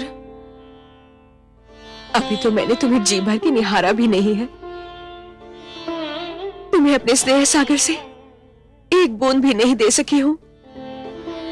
माता, मैं तो आपका पुत्र बन के जन्मा हूं। आपके स्नेह पर मेरा अधिकार सदैव रहेगा। परंतु सर्वप्रथम मुझे मानव कल्याण का लक्ष्य प्राप्त करना है। मुझे बलि के पास जाना है माता। बलि के पास? परंतु पुत्र, वो बहुत शक्तिशाली है, बहुत विशालकाय है। और तुम? और मैं देखने में दुर्बल और आकार में छोटा हूं, यही कहना चाहती है ना आप? हाँ पुत्र। माता, साहस का आकार शरीर के आकार पर निर्भर नहीं होता, और भीतरी स्वरूप बाहरी रूप पर निर्भर नहीं होता। और फिर इस बार तो मैं अहिंसा का संदेश लेकर आया हूं ना। आपका पुत्र बनकर जन्म लेने से पहले ही मैंने ये कह दिया था माता कि मेरा लक्ष्य बलि से युद्ध करना नहीं है, उसका वध करना नहीं है। मुझे तो केवल उसके अहंकार का नाश करना है। मुझे बलि को यह जताना है माता कि मैं सब कुछ सहन कर सकता हूं, परंतु मानव पर अत्याचार और मानव हत्या कदापि सहन नहीं कर सकता। मुझे उसे यह बताना है कि विश्व विजेता होकर भी कोई भी ईश्वर से बड़ा नहीं हो जाता।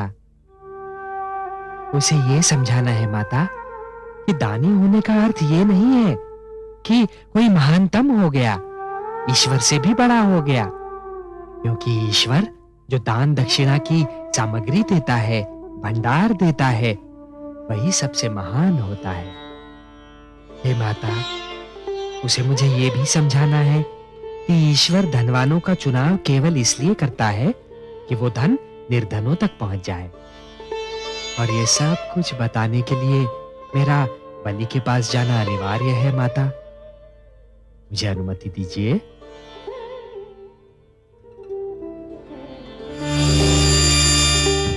मैं मां हूं, धरती मां। बलि की सेना अश्व लेकर सारे विश्व में गई। दैत्य गुरु शुक्राचार्य ने सच कहा था, कोई भी उसके सामने ठहर नहीं सका। किसी को उसका अश्व रोकने का साहस नहीं हुआ। उसकी सेना उसका अश्व लेकर विजय पताका फहराती हुई लौट आई और आरंभ हुआ यज्ञ का समापन।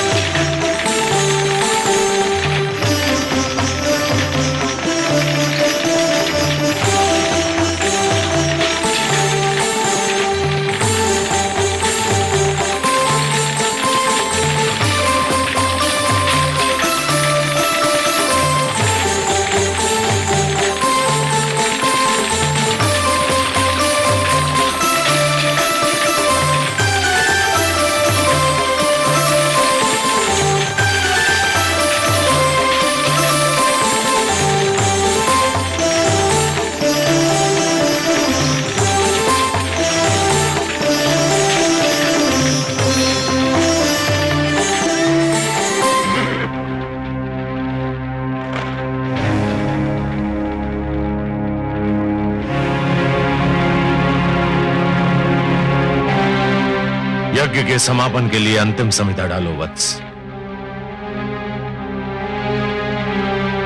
ओम भवतु भिक्षाम देहि।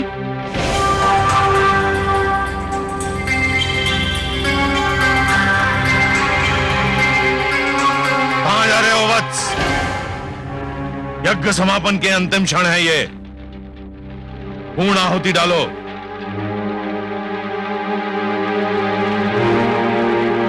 ओम भवतु भिक्षाम देहि।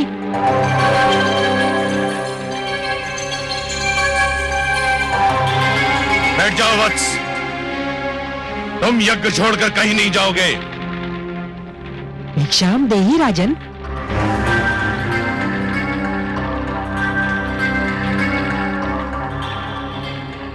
क्षमा करें गुरुदेव, किंतु बलि के द्वार पर कोई भिक्षुक आए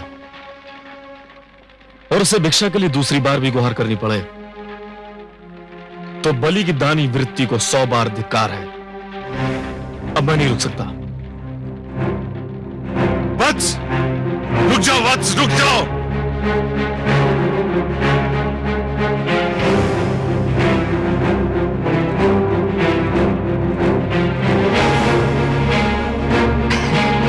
प्रणाम राजन। प्रणाम ब्राह्मणदेव। कहिए, क्या चाहिए आपको? राजन, मैं तो एक साधारण ब्राह्मण हूँ और एक ब्राह्मण भिक्षा के अतिरिक्त और क्या चाह सकता है? क्या भिक्षा चाहिए आपको? स्वर्ण, गोधन, गजधन, हीरे, मोती? नहीं राजन, मुझे इनमें से कुछ भी नहीं चाहिए।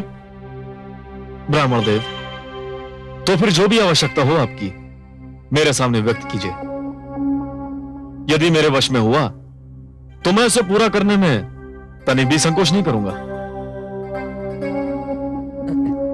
राजन, राजन, मुझे तो केवल 3 पग भूमि चाहिए। 3 पग भूमि? ब्राह्मणदेव, क्या करेंगे आप 3 पग भूमि का?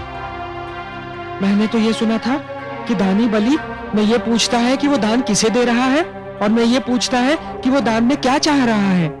ब्राह्मणदेव, मैंने 3 पग भूमि मांगने का कारण इसलिए नहीं पूछा था कि मैं प्रयास करना चाहता हूं। तो फिर क्यों पूछा? मैंने इसलिए पूछा था ब्रह्मदेव, यदि कोई ऐसा व्यक्ति 3 पग भूमि मांगे जिसका आकार साधारण व्यक्ति की तरह हो, तो भी उसका कुछ भला ना होगा।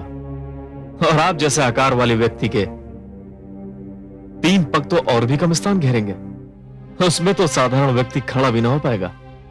राजन, मैं ये 3 पग भूमि किसी साधारण व्यक्ति के लिए नहीं मांग रहा हूँ, स्वयं अपने लिए मांग रहा हूँ। आप में क्षमता हो तो भिक्षा दान करें, नहीं तो मैं आगे बढ़ूं। मैं आपको यहां से कहीं नहीं जाने दूंगा ब्रह्मदेव। मुझे तो यह सोचकर आश्चर्य हो रहा है कि आप महासागर से केवल 1 बूंद पानी मांग रहे हैं, पर्वत से केवल 1 कण चाहते हैं।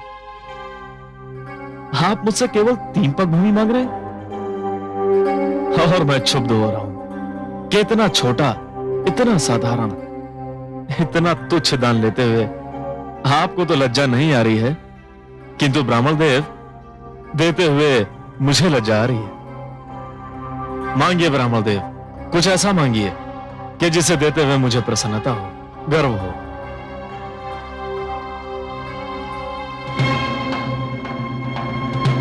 राजन, मुझे तो केवल 3 पग भूमि चाहिए।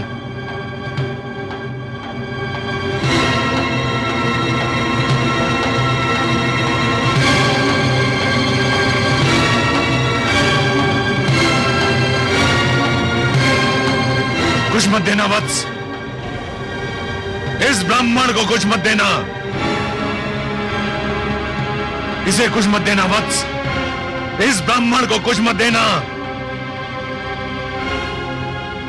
गुरुदेव, किंतु क्यों? इधर आओ, ये ब्राह्मण नहीं है। तो फिर कौन है ये? ये छलिया है, ये स्वयं विष्णु है। श्री विष्णु भगवान? हाँ, विष्णु, जिसे तुम सब बड़े आदर से श्री विष्णु भगवान कहते हो, परंतु मैं जानता हूं ये कौन है, क्या है। देखो ना, आज भी वामन रूप में हमें ठगने आ गया है। नहीं गुरुदेव नहीं, आप तो भली भांति जानते हैं कि मैं माता लक्ष्मी का कितना बड़ा उपासक हूं। मैंने तो उनसे भी कहा था कि मैं भगवान विष्णु के दर्शन करना चाहता हूं, जो मेरे दादा श्री प्रहलाद के पूज्य हैं। गुरुदेव, मैं कितना सौभाग्यशाली हूं कि आज भगवान स्वयं चलकर मेरे द्वार पर आए हैं। मैं तो प्रसन्नता से फूला नहीं समा रहा हूं। मूर्ख मत बनो, तुम विष्णु को नहीं जानते हो। ये तुम्हें दर्शन देने नहीं, दंड देने आया है। गुरुदेव, भगवान यहां किस लिए आए हैं मेरे लिए कोई महत्व नहीं रखता। वे यहां आए हैं मेरे लिए बस यही महत्वपूर्ण है। मैं जिनके दर्शन के लिए इतना व्याकुल था, वे मेरे सामने हैं। क्या इससे बड़ा सौभाग्य संभव है? और वे भी भिक्षुक बनकर? ये सब एक ढोंग है, एक छलावा है। तुम इसके छल में मत आना।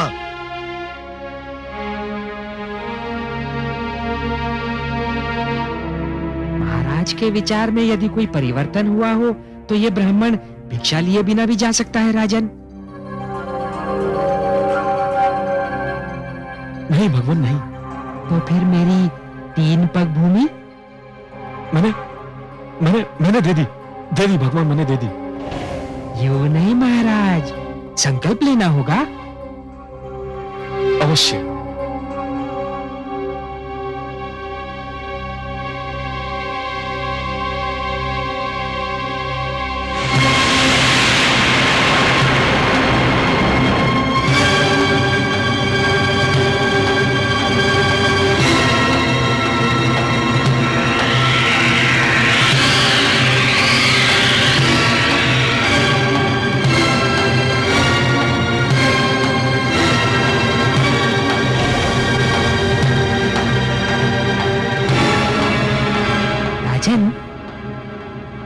लगता है कि कमंडल में कोई कीट फंस गया है।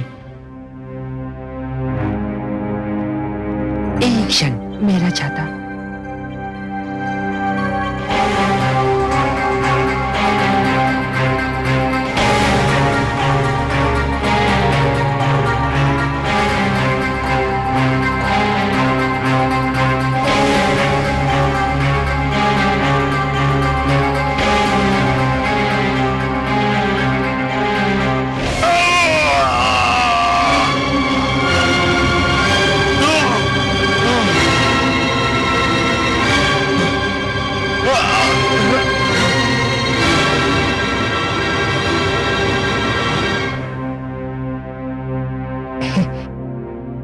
राजन, कीट निकल गया।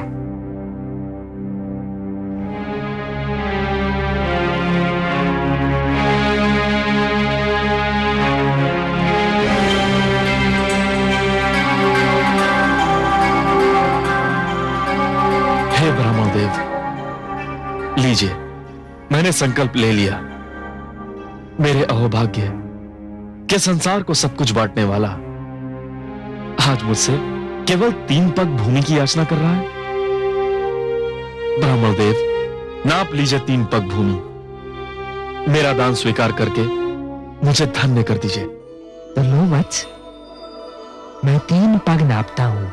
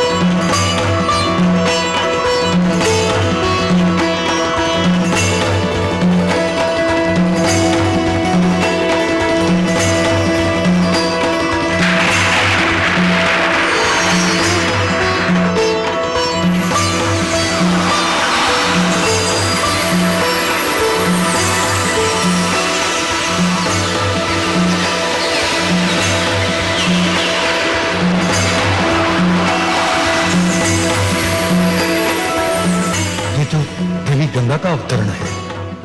नहीं नहीं, अभी इसका समय नहीं हुआ है।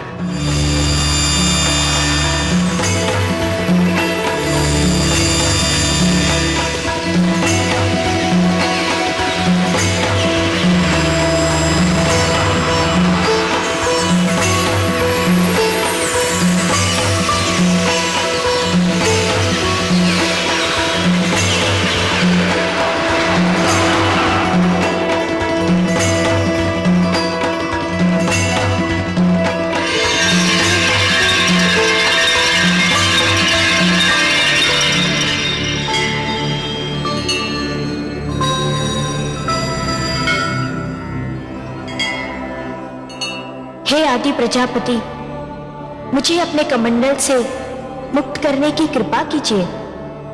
मुझे धरती पर जाना है। धरती मुझे पुकार रही है। धरती को मेरी आवश्यकता है। मैं जानता हूं देवी गंगा, पृथ्वी पर आपका अवतरण नितांत आवश्यक है, किंतु अभी आपके पृथ्वी पर अवतरण का समय नहीं आया है। अभी आपको यही मेरे कमंडल में रह के प्रतीक्षा करनी होगी। जो आज्ञा।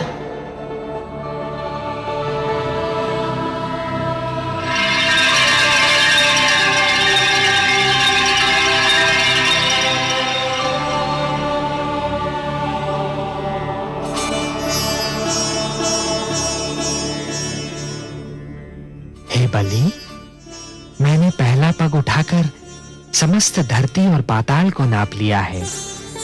अब मैं दूसरा पग उठाने जा रहा हूं।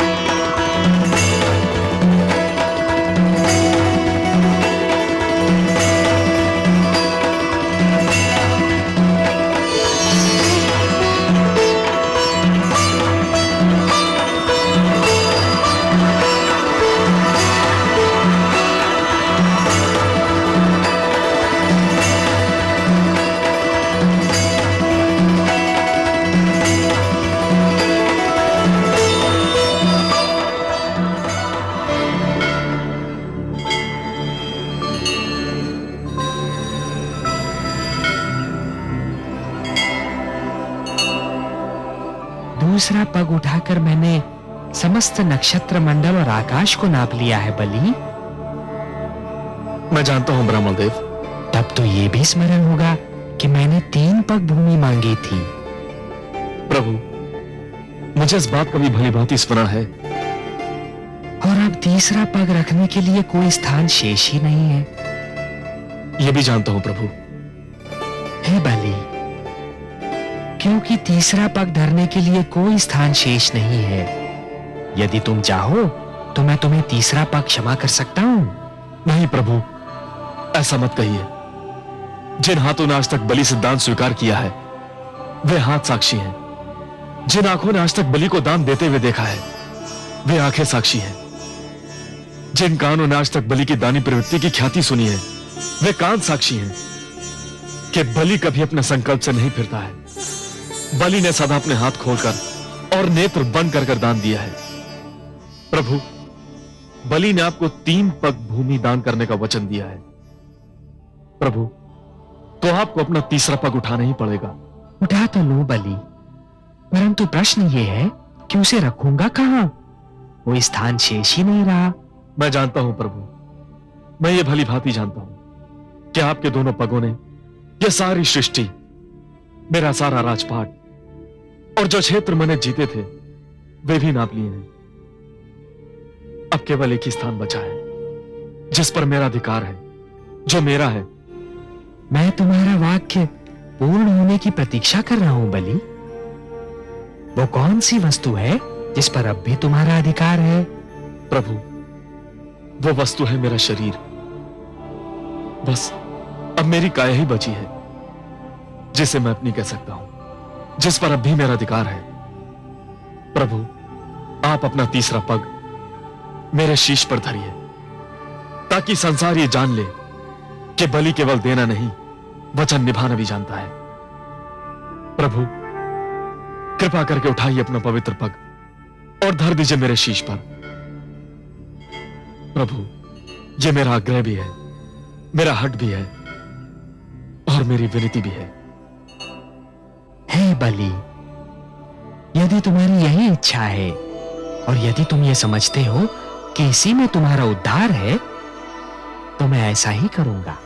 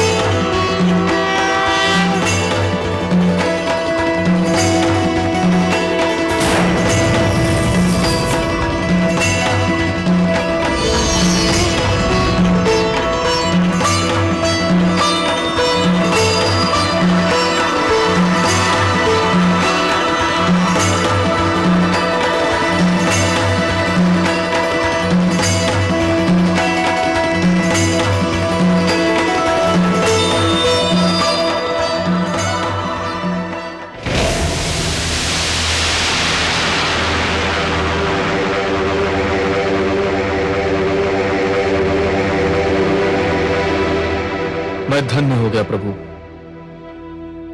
मैंने अपना वचन निभा दिया। हाँ बलि, तुमने अपना वचन निभाया तो सही, पर जानते हो कि यह सब मैंने क्यों किया? हे प्रभु, आपके अतिरिक्त आपकी लीला और कौन जान सकता है। मैं तो केवल इतना जानता हूं कि संभवतः इसी में मेरा उद्धार निहित है। बलि, तुमने अपने जीवन का प्रारंभ बड़े शुभ और उत्तम ढंग से किया था, परंतु जब तुम जीवन के दोराहे पर पहुंचे तब तुम उस मार्ग पर चल पड़े बलि जिस पर असत्य का डेरा था, अहंकार का अंधेरा था। यह वो मार्ग नहीं था बलि जो मेरे भक्त प्रहलाद ने चुना था। यह तो हिरण्यकशिपु की प्रवृत्ति का मार्ग था, जिसके दमन चक्र को रोकने के लिए स्वयं मुझे नरसिंह अवतार धारण करना पड़ा था। जब तुम उस मार्ग पर अत्यधिक आगे बढ़ चुके थे बलि, तब तुम्हें अपनी भूल का आभास अवश्य हुआ था, परंतु तब तक तुम स्वयं उस मार्ग से लौटकर नहीं आ सकते थे। तुम्हें सत्य के मार्ग पर केवल ईश्वर ही ला सकते थे, और इसीलिए मैंने यह वामन रूप धारण किया।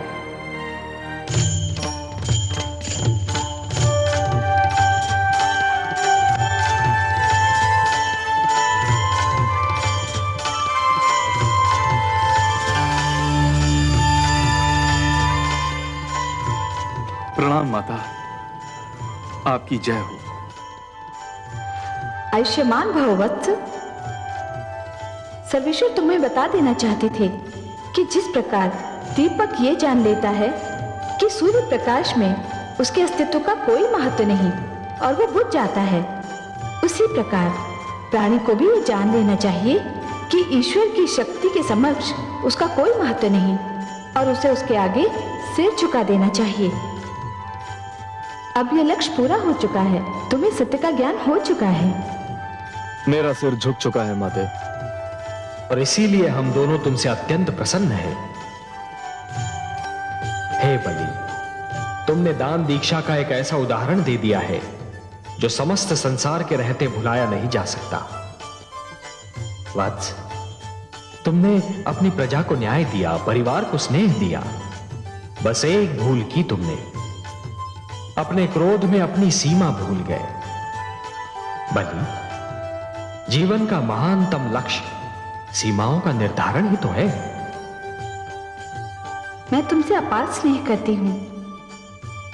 मैंने अपनी कृपा से तुम्हारे लिए भंडार का मुख खोल रखा था, क्योंकि तुम धन का सदुपयोग कर रहे थे। अब मेरा लक्ष्य पूर्ण हो चुका है और मैं तुम्हें क्षमा भी कर चुका हूं। अब मुझे क्षीर सागर लौटना है, परंतु जाने से पहले मैं तुम्हें तुम्हारा राज्य लौटा रहा हूं वत्स। यदि इसके अतिरिक्त भी तुम्हारी कोई और इच्छा हो तो व्यक्त करो, उसकी पूर्ति करने में मुझे आनंद ही होगा। केवल एक ही इच्छा है प्रभु, मैं नित्य दिन आप दोनों के दर्शन करना चाहता हूं। भोर भय जब मेरे नेत्र खुलें तो मैं आप दोनों को अपने समक्ष देखना चाहता हूं। तथास्तु। मैं तुम्हें वचन देता हूं वत्स कि जब तक तुम जीवित रहोगे, नित्य प्रातः मुझे अपने द्वार पर उसी तरह उपस्थित पाओगे जिस प्रकार तुम्हारे द्वारपाल रहते हैं। मैं तो सदैव तुम्हारे साथ हूं।